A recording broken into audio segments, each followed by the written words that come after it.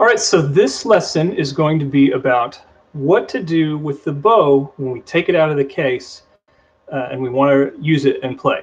So when you get your bow out of the case, the hair should be loose. You can see there the hair is loose. If I were to try to play, it would just go right down against, and it wouldn't make any sound.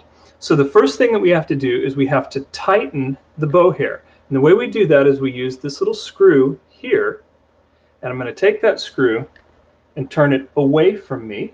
Again, just like the fine tuners, like I'm screwing something in or screwing something down. And you will see already there's space now developing between the bow and the bow hair.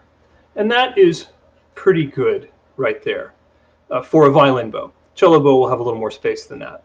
So what I don't want to see is I don't want it to be like this, where the bow is actually warping the other direction. That's too far. So you still want the curve of the bow to be this way, but you need some space between the stick and the hair to be able to play. That's the first thing we have to do to get ready to use the bow. But sometimes we might get ready to play, put the bow on the string, and it doesn't make any noise. I'm just moving the bow back and forth, and the string is not vibrating. That means that we need rosin on the hair. So in your case or at home, hopefully, you should have some rosin. If not, it's inexpensive. You can get it in any music store or online. There's tons of kinds. I'll put a couple links in the description. So the rosin may come in a round cake like this. It may come, a lot of them come in a little rectangular box. It doesn't matter. It's all the same as long as it is violin rosin. To put the rosin on the bow hair, you just take the bow, hold the rosin in place, and just move that bow back and forth all the way from this end, which is called the frog, all the way to the tip.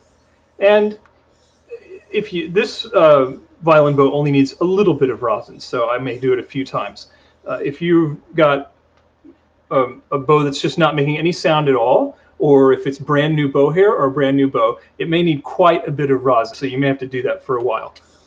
So you put that rosin on there, and then you go back to your violin and test it. Make sure you can get a sound when you're bowing. This rosin is essentially a kind of sticky dust. As you play, it will come off onto your strings. That's not bad. It's just means it's getting used up. So that's why we have to re-rosin, and you can just wipe that off of your instrument or off of your strings with a soft cloth. Now, we do not want to put the bow away tightened.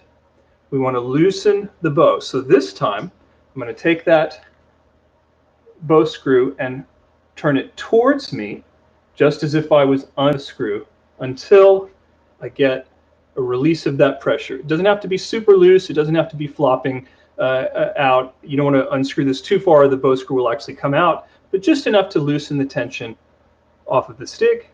And then you can put it away in your case, and then you're ready to till you're ready to practice another time.